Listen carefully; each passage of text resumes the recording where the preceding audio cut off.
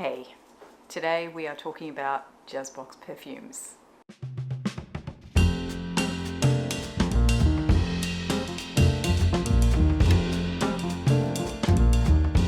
Today I am going to do what I hope will be a snappy house overview of Jusbox Perfumes. I have had a discovery set from these guys for a couple of years now. Definitely into the multiple of years. It's been one of those discovery sets where I think I explored it a little bit when I first got it. I was already familiar with a couple of the fragrances in the line because people from Instagram, friends that I exchanged samples with, had sent me the odd one. And then I promptly sort of forgot about them and I didn't make any notes. I didn't explore them any further, and nobody was really talking about them, and yeah, it just kind of died away. And then my friend Snez recently started asking me if I knew anything about them. She was eyeing off one or two of the fragrances, and then subsequently she informed me in no uncertain terms that I should hurry up and do a house overview so that she could get some more information about them.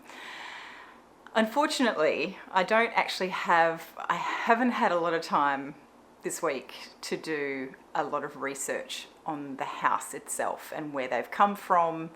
I feel like I've seen some kind of documentary or something where they've been mentioned or talked about, or there might have been a segment on them in a documentary somewhere, I don't know, on YouTube or Netflix, I don't know. Okay, don't know. And I don't really know much about the history of the house. All I know is that the fragrances, at least the ones in the discovery set that I have from a few years ago, are all based on very famous bands or musicians. And that's pretty much all I know about them. Oh, and they're an Italian house. I know that about them. I did look up on their website, not a huge amount of information about where they've come from. I haven't reached out to them like I normally would to sort of get some background information on them and to get more of the story. So I apologize. This is kind of a half-assed house overview tonight. With all that out of the way, let's get into perfumes.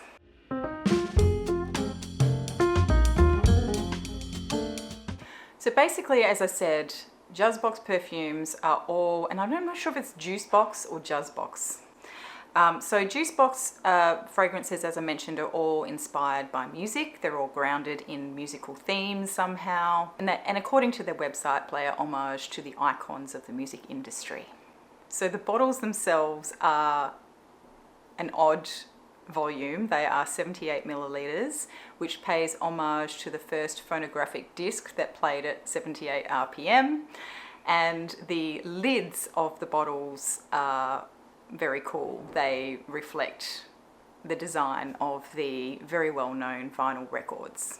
They worked with a number of different perfumers around the world to create these scents, including Dominique Ropion, Antoine Lee, Julien Rasquinet, and Dominique Möhlhausen.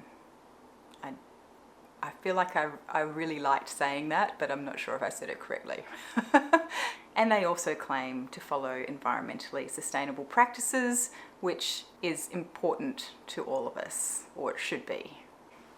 So I have been playing with these for the past couple of weeks. So I thought it might be useful to just give you some thoughts, my overall impressions of the discovery set as a whole of all these fragrances that I tried, noting that I've tried them a couple of times, and some of them I've tested more in-depthly on skin, etc., and others I have barely tested at all other than to spritz them on the paper. Overall, I found all of the fragrances in this particular discovery set had a similar link running through them, and that was that they either had some kind of metallic type bent to them, or sometimes it wasn't so metallic but it was a little bit camphorous, and other times kind of mentholy.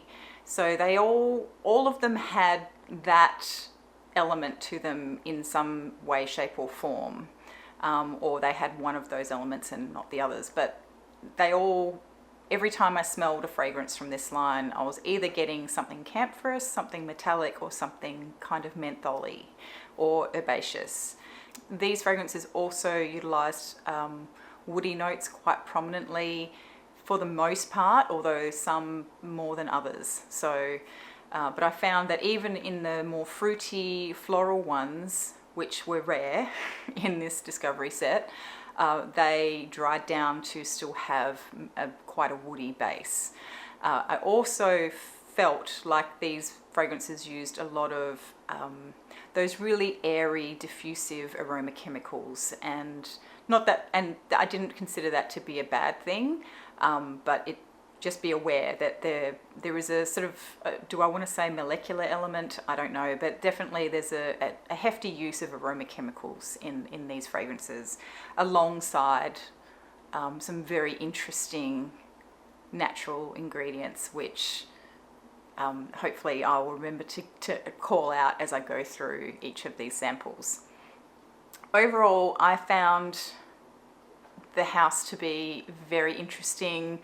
I really enjoyed discovering these fragrances, and I think I will still come back to these to keep learning a little bit more about them, and particularly how they wear, because some of these did behave quite differently on skin to what they were on paper for me. And so I found that when I first went through this discovery set and I literally just sprayed them on some cards, I was thinking, oh yeah, you know, I kind of get the vibe of that. And then the second time around, I was starting to spritz them on my skin, and I thought, oh, that's not what I was expecting. So whether it was just that I'd forgotten how it developed on the paper previously, or whether they were completely different on skin, I can't really say, because I don't know if I've spent enough time with them to be able to tell you that.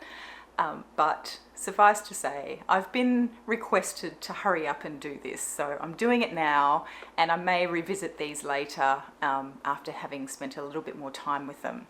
I will say though, I don't know when that will be. In general, as much as I found these fragrances really interesting and really fun to discover, particularly if you discover them alongside some of the written materials to sort of understand the inspiration and the bands and the people that they're inspired by, I don't find these fragrances to be fragrances that I'm particularly drawn to. I certainly don't feel like I want to rush out and buy a bottle of any of these, but I do find them interesting, and they were really fun to discover.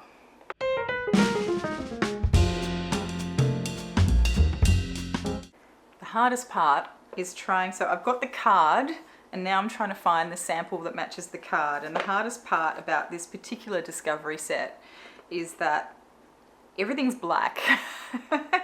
And hey, I'm not opposed to black, obviously, but I don't know, these days my eyes just aren't cooperating with me the way they used to, and I am finding it increasingly more difficult to read the labels on these little sample vials. Fun fact about me, while I look for this sample, I actually had laser surgery about a decade ago to correct myopia. I had severe myopia. I was very short-sighted. I used to be a very active person, and it was pretty hard to do lots of sport when you're wearing Coke bottles, but well, they weren't Coke bottles, but it was pretty bad. So I got my vision corrected, but the doctors did warn me at the time that it was guaranteed that I would need reading glasses later on in life. But I figured reading glasses are okay, because you're just sitting when you're reading. You're not running around a field or riding on a bike at warp speed. Not that I ever rode at warp speed, because I'm not that fast. But yeah, there you go. Anyway, I have located the sample. This is called Green Bubble. Okay, so this one I said was a little bit camphorous. It's had a cooling, minty / herbaceous bent to it. And I also detected a lot of dry woodiness in this one. And it's called Green Bubble because it's meant to have absinthe in it. And I'm just trying to reach my materials. Here we go. I really need to have a little table, a little side table here so I can put everything on it. Green Bubble. A mystic olfactory experience that blends pure scents of Indian hemp with human and emotional sensation. This one I didn't mind, actually. It has a really interesting opening, which is almost sweet. It definitely has that herbaceous kind of bent to it. And then almost immediately you get sort of like a creamy woodiness, which is something that would normally come out in a dry down of a fragrance, or at least after a little while. But it does have a bit of a green feel, but it's not a grassy green feel. It's not galbanum. Apparently there is a honey note in here.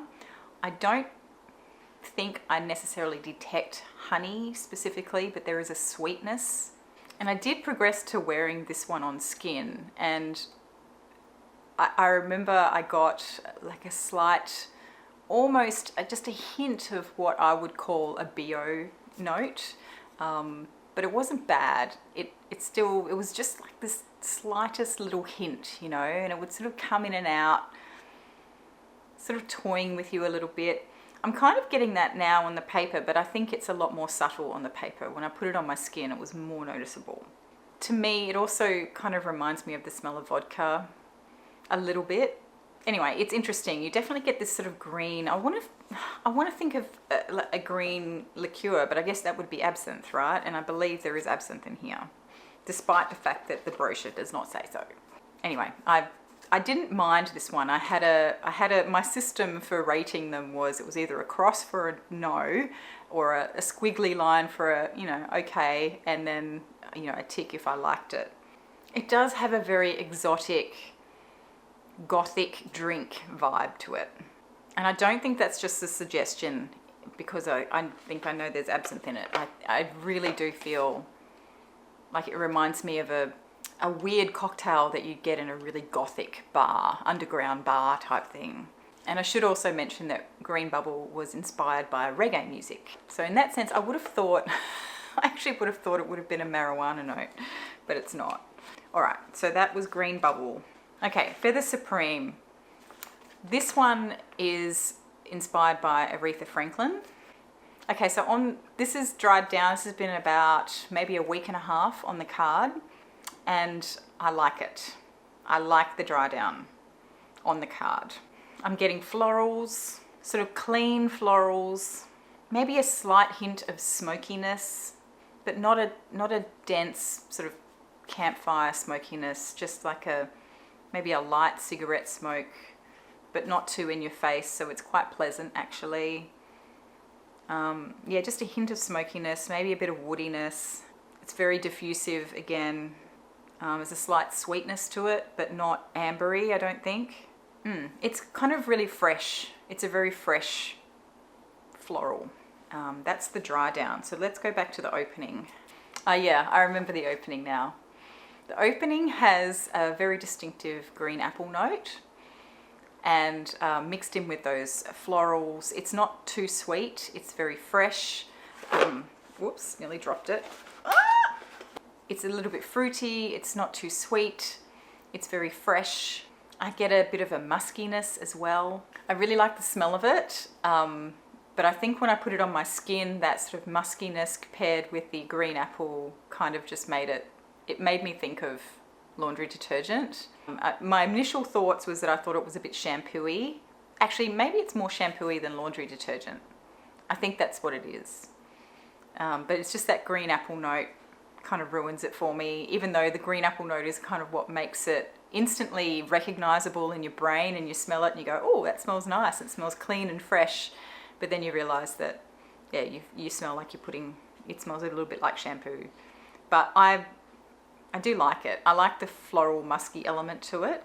Yeah, so overall I gave this one a tick, even though it's not actually something that I would want to wear on my skin, but I really like the smell. I kind of want to have this smell in my bedroom or something. I'd really like to spritz my sheets with it. Maybe I'll spritz my pillowcase with the sample vial. Yeah, it's nice, it's pretty. Okay, so the next one is Night Flow. I couldn't figure out who this one was inspired by. The acronym LMR was used a lot in the description, but I wasn't sure. It was hard to determine whether they were using that in the context of the perfumery ingredients or whether that was the actual band.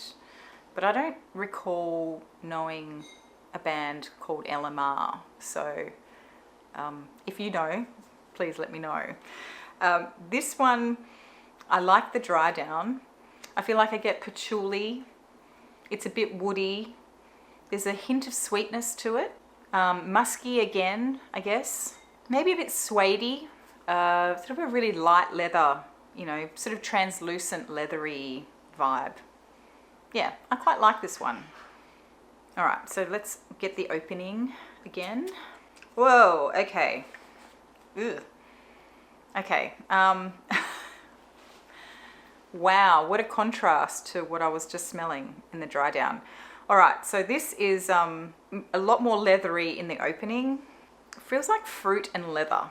And the fruit note is so sweet. It's like it's clashing with the leathery tones. But I don't know if the leather is a leather accord or whether it's a leatheriness imparted by one of those big florals, you know, like a Langy Lang or tuberose or something. Interesting. Okay, what did I write down here? I said fruity top, leathery, a little bit sour.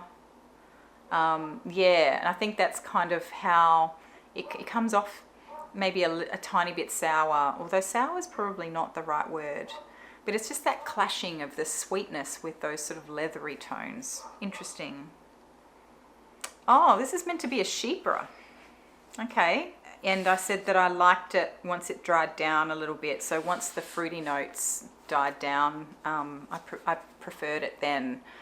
Yeah, I agree. I concur with my earlier self to agree that I don't like the opening on this one, but I did like the dry down of it. Yeah, that fruity note, what is that? It smells like, I don't know, it's really sweet, like berries. It feels like berries, or maybe even something like a really sweet peach, but it doesn't smell like that vintage peach that you get. Raspberry is the fruit note that's in it. Right, okay, yeah, I didn't like it. Jasmine, sambac, osmanthus, and divana. And in the base there's ambergris and patchouli and a little bit of leather. Okay, so there was leather in it. I preferred the dry down. I did not like that raspberry note in the opening. Okay, so the next one is Feel and Chill, aquatic. Yeah, I actually don't mind it, but there is that sort of a really aquatic vibe to it, which I don't normally vibe with. So it's probably not one that I would have said I would have enjoyed. The opening though, oh, the opening is good. The opening smells like a mojito. It's got a sweetness with some lime and bergamot, really juicy citrus. Oh, maybe a hint of that mintiness. Okay, yeah, I like this. I like the opening. It does remind me of a really summery, breezy, sweet cocktail. Not overly sweet, but sweet, you know, like a mojito or a Moscow Mule or something like that, where they add a little bit of sugar, but it's minty and zesty. Yeah, that's nice. But there is definitely that that aquaticness to it, which I know that if I like it on the card, but I know as soon as I put it on my skin, that'll amp up and it'll just smell like pond water on me, or stagnant water, or really marine-like, but overly so, with all the marine aspects really played up, so that you're sort of going, you smell like seaweed type of thing. It's very nice if you like aquatic fragrances and you like a little bit of zest. You probably would like this. And the dry down on the card I quite enjoyed, although again, I'm not a huge fan of those really aquatic notes. So I like it, but it's definitely not for me. It's probably something I would appreciate on someone else because I just know how my skin will behave with this and it won't be pretty. The inspiration is Cafe Del Mar in Ibiza. Yeah, okay, that totally makes sense. I can totally see myself drinking a vodka and lime and soda, maybe with a bit of mint thrown in, whilst I dance to the beat of a DJ in the sunset. Yep, totally. Take me there. Not that I've ever been to Ibiza. I don't really have any aspirations to go to Ibiza, but I do like chill vibes in the sunset with a cold drink. All right, next one is 14 Hour Dream. This one smells ambery. And the card is quite stained, even though the juice itself does not look that dark. But the card looks really stained, so I guess indicating there's quite a high concentration of oils in this. It looks like an oil stain.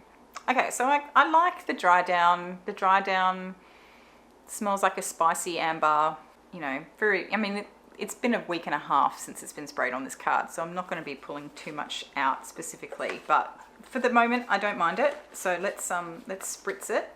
Woo, okay, that is sweet. That's sweet. That is very sweet. Okay, I feel like a coffee, kind of green though. I feel like I'm getting sort of a sweet coffee.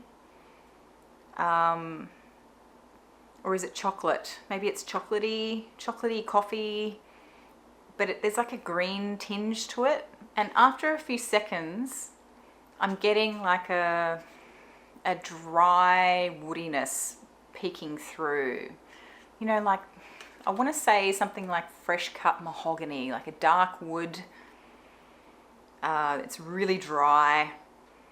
And it's sort of starting to cut through, or it's just underpinning that sweetness. So it's starting to tone that sweetness down a little bit. And I feel the woody element of it is so dry that it feels like it, just by smelling it, it's like sucking the moisture out of my mouth. It's really weird. Interesting sensation. I don't mind it.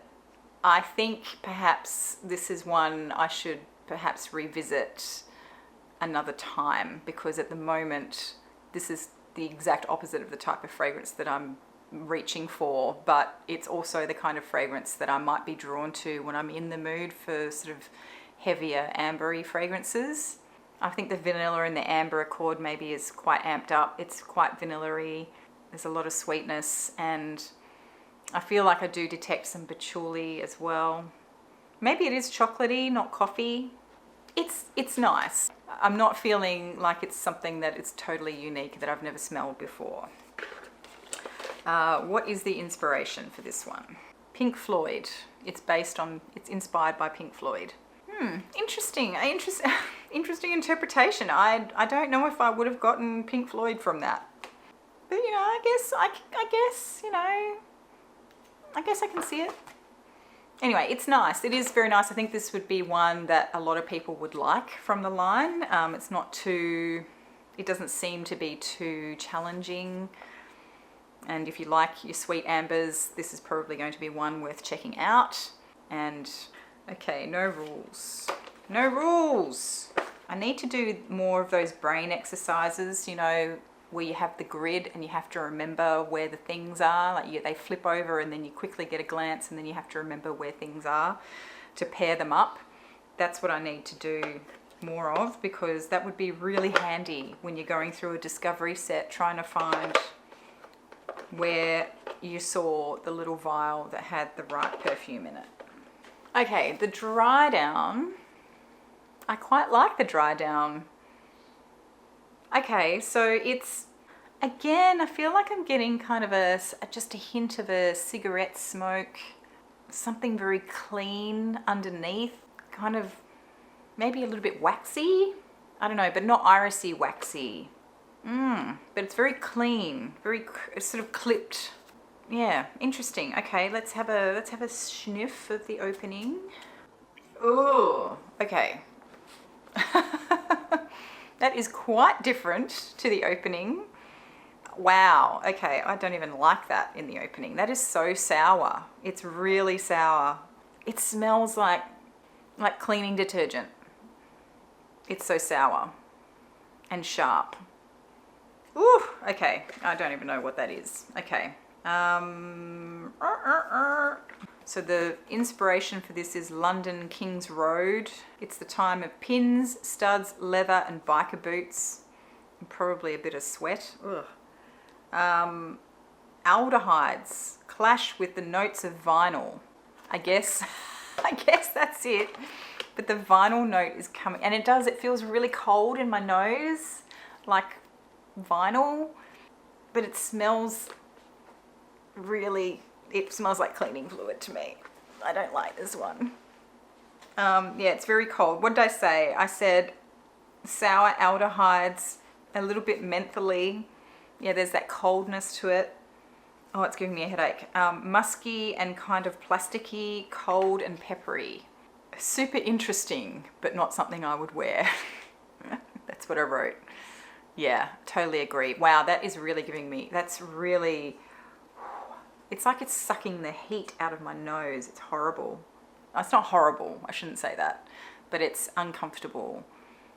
Yeah, it's very odd, a very odd fragrance. I don't know if I could imagine anyone wanting to wear that. Maybe it's the type of thing that if you put it on your skin, it might warm up. Maybe I should put it on my skin. It's aldehydic, so maybe I will like it.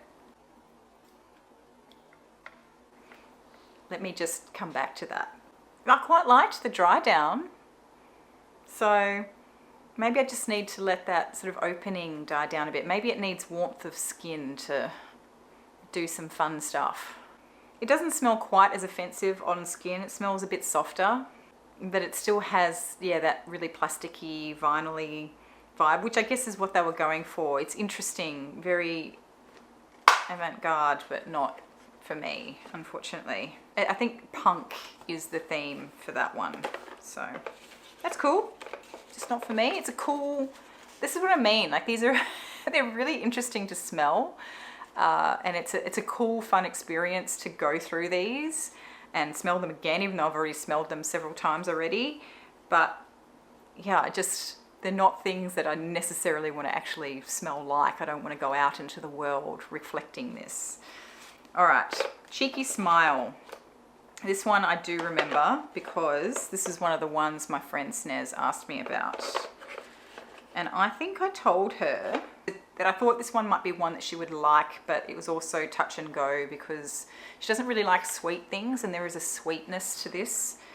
Very Baccarat Rouge 540 vibes. And I said that the Cheeky Smile might be the one that she might like the most because it's got that molecular woody vibe, so it's very diffusive and translucent, but it has a little bit of sweetness in it to balance. In the dry down on the card, I should probably do it with this hand because this one has that vinyl aldehyde thing. Okay, so this actually even smells a little bit smoky on the card, but it's definitely got a woody vibe. Actually, this doesn't smell like Baccarat Rouge 540 at all. Why did I say that? Bad reviewing, Cherie. That's very lazy. All right, so having said that, in the opening, it does. It has that sort of spun sugar sweetness kind of thing going on. I've just realized that my hair looks really weird in the viewfinder, but too bad. I'm not fixing it now. Sorry. I'm actually still in the clothes that I walked the dog in today, twice. It's been one of those days. I have not had time to get changed. All right. This feels to me, if I had to give you a very layman's term description of it, if you've smelled Molecule 01 and you smelled Baccarat Rouge 540, it's kind of like those two have come together. You've got the woodiness of the Molecule 01 balanced with a little bit of the sweetness, or balancing a little bit of the sweetness in the opening. What else do I want to say? I'm getting a bit of a smokiness to it, which isn't unpleasant. It's very nice, actually. I actually like this one. I think I didn't want to like it, but I think I like it. I said that I put this on my skin and I got something a little bit more interesting than what I'm smelling on the card.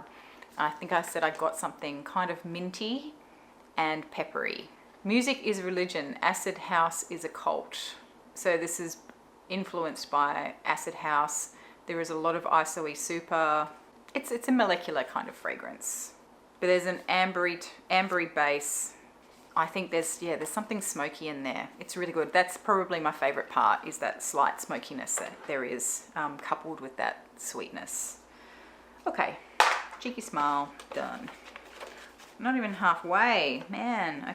Okay, Beat Cafe. This is another one that's quite popular, I think. I think a lot of people talk about this one. This is the boozy one. This has a cognac note, I think, if I recall correctly.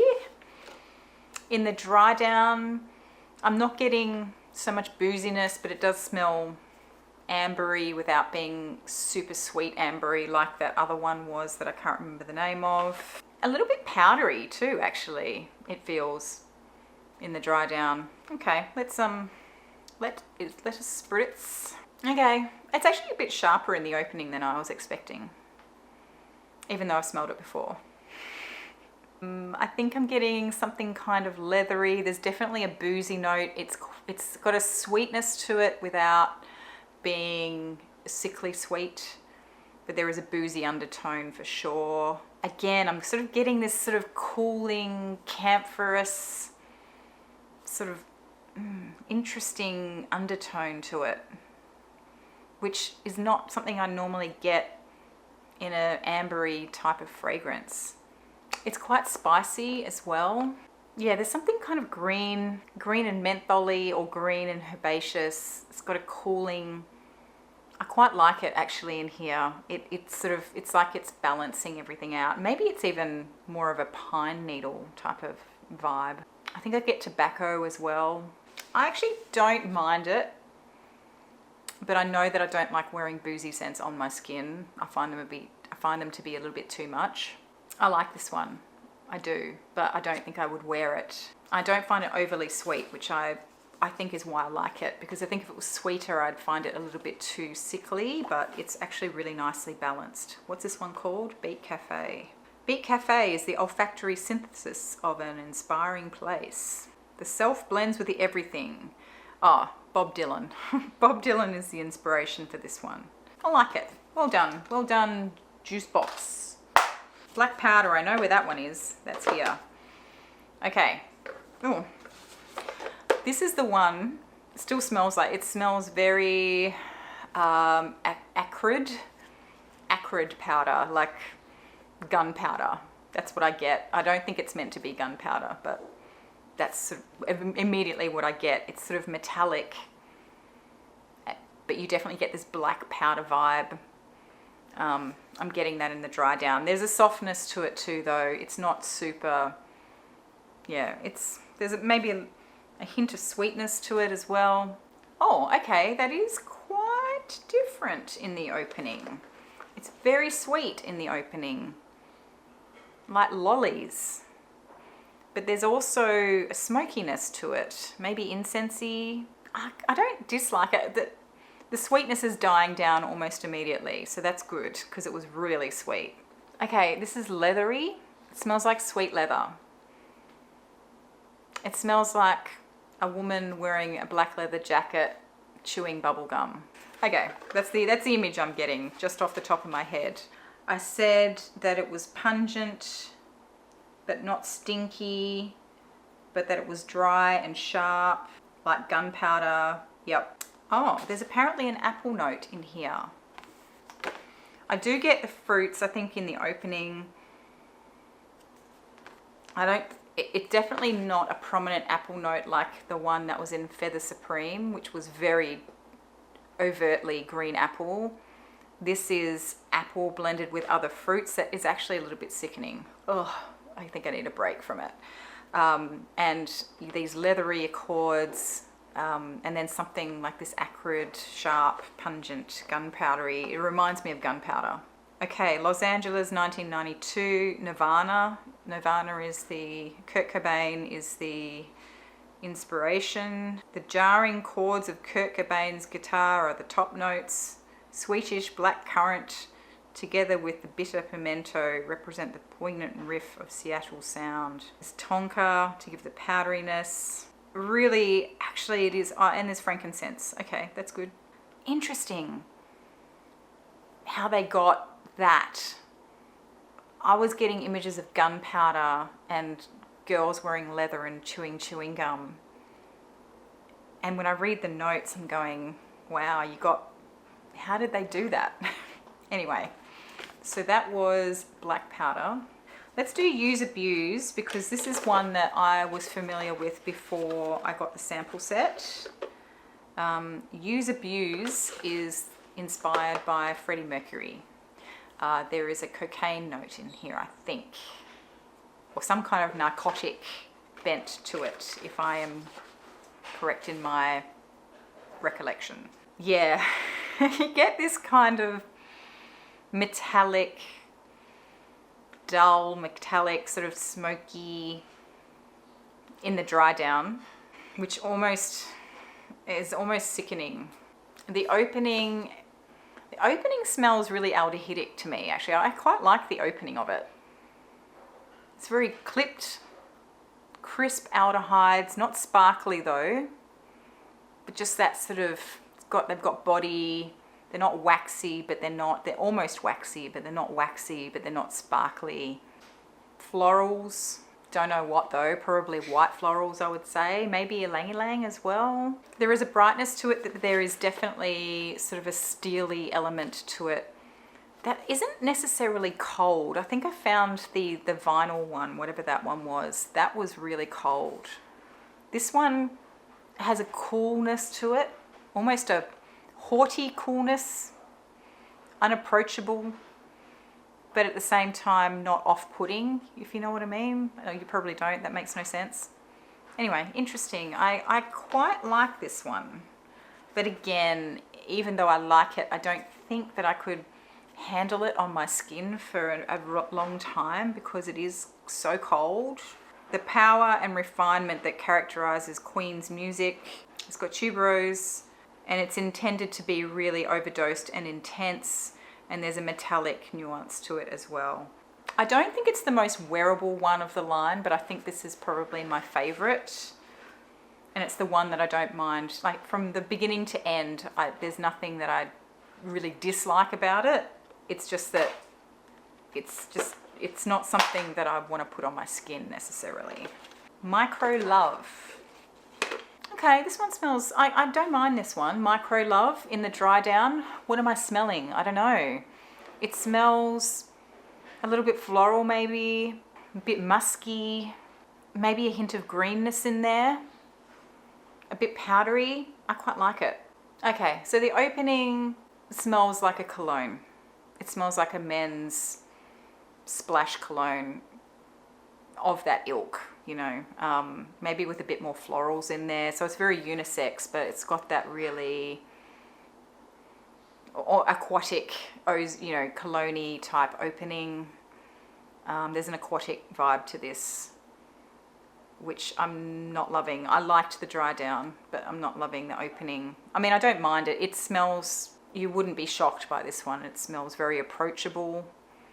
And if you like aquatic scents, those fresh cologne, aquatic style colognes, you'd probably enjoy this one. And I'd probably like to smell it on somebody else, but I'm not feeling like this is jumping out at me as being something really super unique or confronting like a lot of the other ones have been. Okay, so what's this one based on? U2 is the inspiration for this one. The world is connected. The electricity which saturates the air before they go live is expressed by an ozonic accord which gives shape to the aerial essentiality. There's cinnamon in here. Okay, yep. And vegetal freshness of violet notes with clary sage. Okay. Yeah, it's nice. It's nice, but it's not something that I personally would want to wear. But it's very approachable, and I don't have anything more to say about it. Golden Serenade. Feels quite woody in the dry down. Smoky. There's a lot of smoky elements in these too, I'm finding tonight. Look, it's hard to tell from the strip. I'm going to have to re-spritz it, but I'm guessing, based on what I was just smelling, it was probably some kind of woody, smoky amber, particularly as the name suggests as well, Golden Serenade. Oh, yeah, okay, it's definitely ambery. Wow, okay, that smells, it kind of smells like molasses to me. Have you ever smelled molasses? So molasses is, I think it's a side product of sugar, the sugar making process, refining process. And it's sweet, but it has a very tarry kind of element to it as well. And it's like tar, it's really super thick and sticky.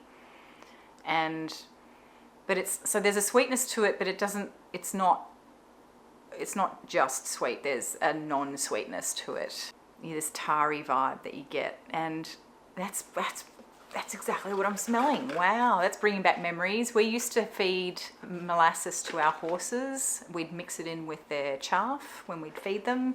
It's full of nutrients. It's really good for them. Or at least that's what we believed back then. Hopefully that's still the case now that I've just announced to the world that that's what we fed them. And I used to, probably shouldn't admit this, but I used to dip my finger into the molasses bowl and, because I was usually hungry. By the time we're feeding the horses, it's the end of the day, we're packing up to go home, we're putting the horses to bed. You've got to look after the horses first, obviously. So we're tired and hungry. And I used to steal a finger, I'd dip my finger into the molasses and lick it. It's like if you're Australian, for the Australians or anyone who's tried Vegemite, it's like a sweet Vegemite in a way. Not quite, but anyway, I'm getting way off track. Okay, that is definitely what it reminds me of. Oh, I said it was oudy. I guess it is oud, but tonight it smells like molasses to me. Yep, I said resinous. Oh, I said it smelled like it had burnt caramel in it. I guess I was trying to guess the notes.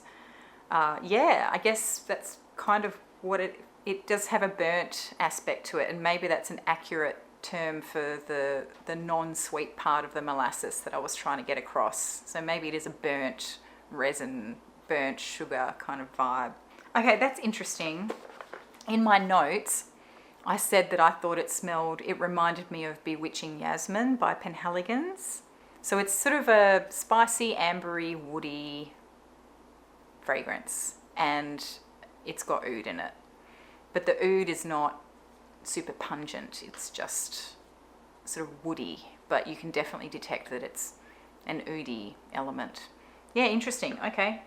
I'm not going to say too much more about that because I'm rambling and I can see the light at the end of the tunnel, so I feel like I need to get this done. But what did they say about it? 1942, Glenn Miller Orchestra. That doesn't mean anything to me. Does that make me a heathen? I don't know. A music heathen? Okay, Live and Loud, I had to spray on a piece of paper or actually it's tissue paper, because they didn't give me enough cards. I was one card short. Oh, I quite like this. It's aromatic. It has that cooling green aromatic element to it again. It is kind of resinous, but not sticky and not heavy. I feel like it's a bit green as well, and ambery, of course. That's interesting. I don't mind it. It kind of smells a bit aniseedy. I said that after about 10 minutes on my skin, I put this one on skin apparently, so I must have liked it enough to do that. I said that it sort of developed a slightly almost chocolatey vibe to it, but it was just very subtle. So you get these sort of aromatic, resinous notes on the top. I think I also said that it got more floral in the dry down, but I got this almost chocolatey undertone, which might have been patchouli or something, I don't know. Is a pure power, a whirl of notes which blend together, giving an unstoppable wave. Its amber accords evoke Live and Loud's olfactory power. Is Live and Loud a band? I don't know. Revolutionary punk. Okay. A perfume as energetic as rock, as deep and strong as the sound of heavy metal, and as revolutionary as punk. I do like the description. It doesn't really help me much though. Yeah, it's kind of resinous, but it's, oh okay, it's actually getting, I think there's oud in here as well actually. I'm starting to detect a bit of oud. Okay, I'm thinking maybe I don't like that one so much. I liked the opening, but as it's drying down, I'm liking it less and less. All right, the oud is getting quite pungent in that one. All right, the last one, Sirens and Sailors. I quite like the dry down. I feel like from the name it should be another aquatic marine type scent, but let's see what I wrote. Oh, right, okay. Well, that is not what I'm getting. Oh, I did say it's slightly boozy, and I think I do get that in the dry down on the card, but let us spritz one last time. Very fruity rose opening. A jammy kind of rose. It's very sweet. It's a black currant note that is the fruit or the main fruit. I can see this being a crowd pleaser, actually. It's a very syrupy, fruity rose. Not my vibe at all. That's a lie, Cherie. I do like fruity rose fragrances. This is a bit too syrupy. It's way too sweet for me. Way, way, way too sweet. I'm actually feeling a little bit nauseous just smelling it. It's super punchy though. And I reckon if you wore it on skin, it's probably going to have pretty good staying power on skin. When I was smelling the dry down, I was getting a kind of a boozy element to it, and not nearly as not fruity and not even really particularly rosy. I would have thought it was more of a woody, boozy dry down. Maybe a little bit musky as well. Okay. And the inspiration for this one was Amy Winehouse, so I guess that kind of makes sense. There's rose, rum and whiskey. Okay, so it's a boozy, fruity, jammy rose. We're at the end. Well done if you made it this far. Hopefully the video cuts down to be a lot shorter than what it's been to film this. My back is killing me right now. Thank you so much if you made it this far. I really appreciate you hanging out with me, going through these. It was really fun to experience this discovery set. Like I said, some really interesting notes, some very confronting fragrances in here, for good reasons and bad. It was good fun. I enjoyed it. But again, there's none in here that I could really see myself rushing out to buy for me. But I do think my favorites, definitely Use Abuse. I quite liked, what was it, Beat Cafe, and what was the other one that I liked? I can't remember. There's so many. There's too many to remember. But I hope you enjoyed that or got something out of it. If you've experienced these fragrances yourself, I'd really be keen to hear your thoughts. And particularly if you liked any so much that you actually bought a bottle. And yeah, please share. I'd really like to know. And with that, I'm going to go and start editing this video. So thank you so much for joining me. If you liked it, please do give it a thumbs up, and I'll see you in the next one. Bye.